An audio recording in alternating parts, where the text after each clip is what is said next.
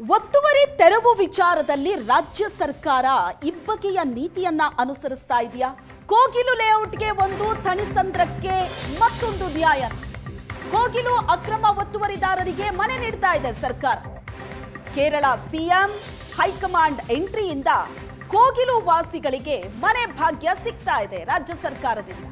ಆದ್ರೆ ಥಣಿಸಂದ್ರದಲ್ಲಿ ಒತ್ತುವರಿ ತೆರವು ವೇಳೆ ಮನೆ ಕಳ್ಕೊಂಡ್ರಲ್ಲ ನಿವಾಸಿಗಳು, ಅವರ ಗೋಳನ್ನ ಯಾರು ಕೇಳೋರಿಲ್ವಾ?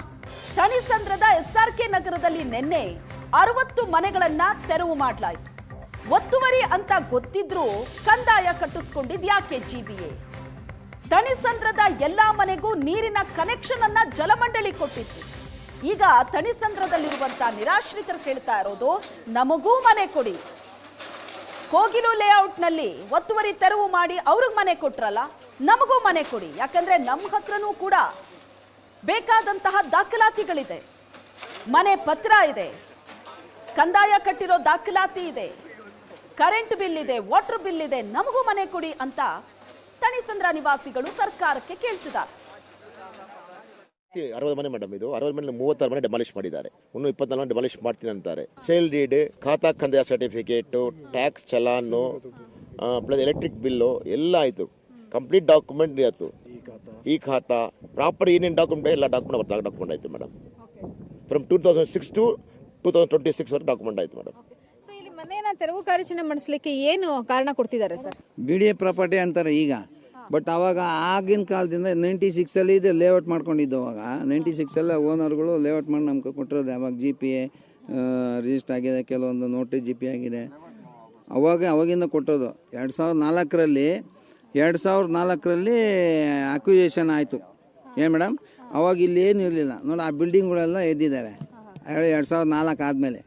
ಅದೆಲ್ಲ ಲೀಗಲ್ಲ, ಅದೆಲ್ಲ ಡಿನೋಟಿಫೈಡ್ ಮಾಡ್ಕೊಂಡವ್ರೆ. ನಾವೆಲ್ಲಿಂದ ಮಾಡ್ಸೋಣ ಮೇಡಮ್? ಬಡವರು ಸಣ್ಣ ಜಾಗ ಇಟ್ಕೊಂಡು ನಾವೇನು ಡಿನೋಟಿಫೈಡ್ ಮಾಡ್ಕೊಳ್ಳೋಣ?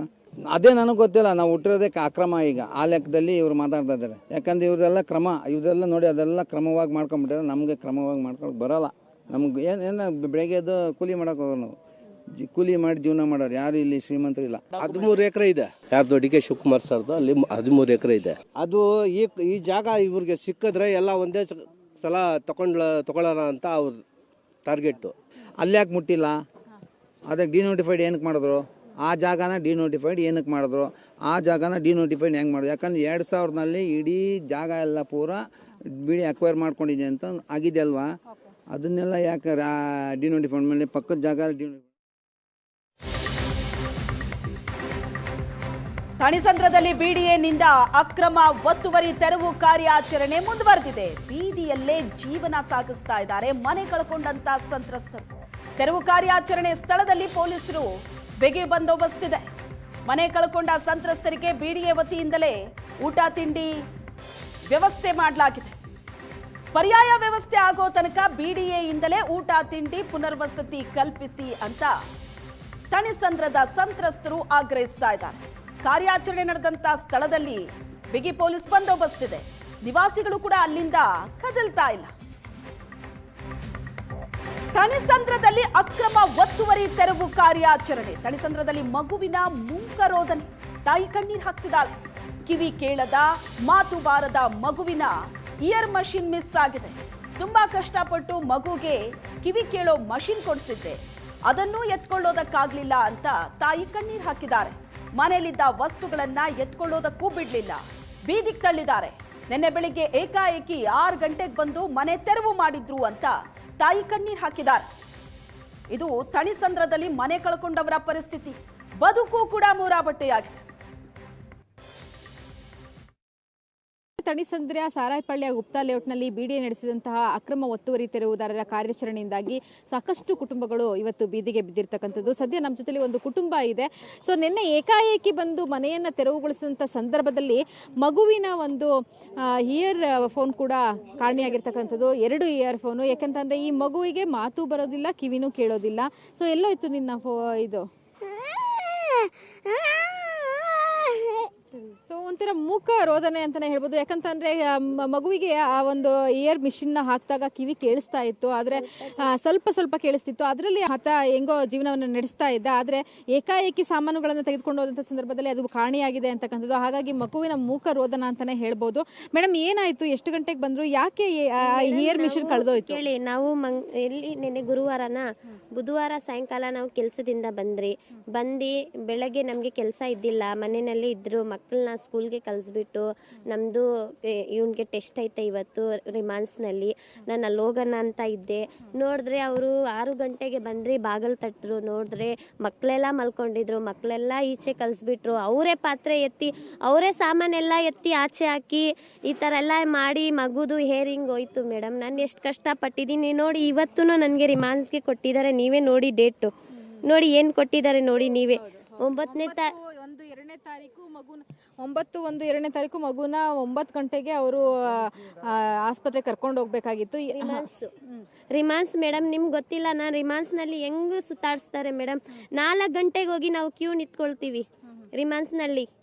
ಎಷ್ಟು ಖರ್ಚು ಮಾಡಿ ಅವನಿಗೆ ತೋರಿಸಿದ್ರಿ ಆ ಒಂದು ಇಯರ್ ಮಿಷನ್ ಕೊಡ್ಸೋದಕ್ಕೆ? ನಾನು ಎಲ್ಲ ಸ್ಕೂಲಿಂದ ಮಾತಾಡಿ ಎಲ್ಲರಿಗೆ ಮಾತಾಡಿ ನನ್ನ ದುಡ್ಡು ಹಾಕಿ ನಾನು 20,000 ಗಂಟ ನನ್ನ ಮಗುಗೆ ನಾನು ಖರ್ಚು ಮಾಡಿದ್ದೀನಿ. ಗೌರ್ಮೆಂಟಿಂದ ಅವರು ಕೊಟ್ಟಿದ್ದಾರೆ, ನಮಗೆ ಕೊಟ್ಟಿನೇ ಮಗುಗೆ ಮಿಷಿನ್ ಹಾಕ್ಸಿದ್ದು ಮೇಡಮ್. ಶಾಲೆಗೆ ಕೂಡ ಹೋಗಿಲ್ಲ, ಹಾಗೇನೇ ಇದ್ದಾರೆ. ಯಾಕಂತಂದ್ರೆ ಬ್ಯಾಗ್ಗಳಿಲ್ಲ, ಬುಕ್ಸ್ಗಳಿಲ್ಲ ಅಂತಕ್ಕಂಥದ್ದು. ಎಷ್ಟನೇ ಕ್ಲಾಸ್ ಓದ್ತಿದ್ಯಾ ಪುಟಿ? 5th ಸ್ಟ್ಯಾಂಡರ್ಡ್ ಓದ್ತಾ ಇದ್ದೀನಿ. ನನ್ನ ಬುಕ್ಕು ಕಳೆದೋಗೈತೆ, ಮತ್ತು ಯೂನಿಫಾರ್ಮ್ ಎಲ್ಲ ಇಲ್ಲ, ಅದಕ್ಕೆ ನಾವು ಸ್ಕೂಲ್ಗೆ ಹೋಗಿಲ್ಲ. ಎಷ್ಟು ಭಯ ಅನಿಸ್ತು ಬೆಳಗ್ಗೆ ಬಂದು ಈ ಥರ ನಿಮ್ಮ ಮನೆ ಸಾಮಾನೆಲ್ಲ ಹೊರಗಡೆ ಹಾಕ್ಬೇಕಾರೆ? ನಿಮಗೆ ದುಃಖ ಆಯ್ತಾ, ಭಯ ಅನಿಸ್ತಾ? ಮಿಸ್, ಭಯ ಆಯಿತು ನಮಗೆ ಒಂದು ವ್ಯವಸ್ಥೆಯನ್ನು ಕಲ್ಪಿಸಿಕೊಟ್ಟು ನಂತರ ನಮ್ಮನ್ನು ತೆರವುಗೊಳಿಸಿದ್ರೆ ಈ ರೀತಿಯಾದಂತಹ ದುಸ್ಥಿತಿ ನಮಗೆ ಬರ್ತಿರ್ಲಿಲ್ಲ ಅನ್ನುವಂತಹ ಒಂದು ಅಳಲನ್ನು ಇಲ್ಲಿರುವಂತಹ ಸಾರ್ವಜನಿಕರು ತೋಡ್ಕೊತಾ ಇದ್ದಾರೆ. ಕ್ಯಾಮ್ರಾ ಪರ್ಸನ್ ದೀಪಕ್ ಜೊತೆ ರಕ್ಷಾ, ಏಷ್ಯಾನೆಟ್ ಸುವರ್ಣ ನ್ಯೂಸ್, ಬೆಂಗಳೂರು. ಥಣಿಸಂದ್ರದ ಬಿಡಿಎಗೆ ಸೇರಿದ ಭೂಮಿಯಲ್ಲಿ ಜನ ಮನೆ ಕಟ್ಟಿದ ಹೇಗೆ? ಬಿಡಿಎ ಭೂಮಿಯನ್ನ ಹಲವರಿಗೆ ಮೋಸದಿಂದ ಮಾರಾಟ ಮಾಡಿದಂತಹ ವ್ಯಕ್ತಿ. ಏಷ್ಯಾನೆಟ್ ಸುವರ್ಣ ನ್ಯೂಸ್ನಲ್ಲಿ ಬೆಂಗಳೂರಿನ ಭೂಮಾಫಿಯಾದ ಸುದ್ದಿ. ಬಿಡಿಎ ವಶಕ್ಕೆ ಪಡೆದಿದ್ದ ಭೂಮಿಯನ್ನ ಭೂಮಾಲೀಕ ಮುನಿಸ್ವಾಮಿ ಗೌಡ ಮಾರಿದ್ದ. ಬಿಡಿಎ ವಶಕ್ಕೆ ಪಡೆದ ನಂತರ ಪರಿಹಾರವಾಗಿ ಹಣ ಪಡೆದಿದ್ದ ಮುನಿಸ್ವಾಮಿ ಗೌಡ. ಬಿಡಿಎ ವಶಕ್ಕೆ ಪಡೆದ ನಂತರವೂ ಅದೇ ಭೂಮಿಯನ್ನ ಹಲವರಿಗೆ ಮಾಲೀಕ ಮಾರಿದ್ದ. 2003, 2004ರಲ್ಲಿ ಬಡಾವಣೆ ಅಭಿವೃದ್ಧಿಗಾಗಿ ಬಿಡಿಎ ಭೂಮಿಯನ್ನ ವಶಕ್ಕೆ ಪಡೆದಿತ್ತು. ಬಿಡಿಎಯಿಂದ ಪರಿಹಾರ ಪಡೆದ ನಂತರವೂ ಕೂಡ ಹಲವರಿಗೆ ಈತ ಭೂಮಿಯನ್ನ ಮಾರಿದ್ದ. ಮನೆ ಸೈಟ್ ತಗೊಂಡಿದ್ರಿ sir? Muniswamy Gowda land owner ಏನ್ ಹೇಳ್ತಾರೆ ಇವಾಗ? ಮುನ್ಸ್ವಾಮಿ ಅವ್ರಿಗೆ ಸೇಲ್ ಮಾಡಿ 30 years ಆಯ್ತು ಮೇಡಮ್. ಅವರು 30 years ಸೇಲ್ ಮಾಡಿ ಆಯ್ತು. ಅವ್ರು ಲೀಗಲ್ ಡಾಕ್ಯುಮೆಂಟ್ ಅಂತಾರೆ. ಅವ್ರು ಏನು ಹೇಳ್ತಾರೆ, ನಾನು ರಿಜಿಸ್ಟರ್ ಮಾಡಿ ಕೊಟ್ಟಿದ್ದೀನಿ, ನಾನು 2006 ರಿಜಿಸ್ಟರ್ ಮಾಡಿ ಕೊಟ್ಟಿದ್ದೀನಿ. ಇವತ್ತು ಬಿಡಿ ಅವ್ರು ಹೇಳ್ತಾರೆ, ಅವರು ನೀವು ಫೈಟ್ ಮಾಡ್ಬೇಕಂತ ಅವ್ರು ಕೇಳ್ತಾರೆ. ಅವರು ಮೇಡಮ್ ನೋಡಿ ಮೇಡಮ್, ನೀವು ಮಾರ್ನಿಂಗ್ ಬಂದ್ಬಿಟ್ಟು ಮಾರ್ನಿಂಗ್ 6 o'clock ಬಂದ್ಬಿಟ್ಟು ವಿತೌಟ್ ಇಂಟಿಮೇಷನ್ ಏನೂ ಲೆಟರ್ ತೋರಿಸಲ್ಲ ಮೇಡಮ್, ಡೆಮಾಲಿಷ್ ಮಾಡಿದ್ದಾರೆ. ವಿತೌಟ್ ಡಾಕ್ಯುಮೆಂಟ್, ವಿತೌಟ್ ಪರ್ಮಿಷನ್, ಏನೇ ಡಾಕ್ಯುಮೆಂಟ್ ಎಲ್ಲமே ಒಂದು ಮಾಡಿಬಿಟ್ಟು ಬಿಡಿಎ ಕಮಿಷನ್ ಗೊತ್ತಾಗಲ್ಲ. ಮನೆ ಸೈಟ್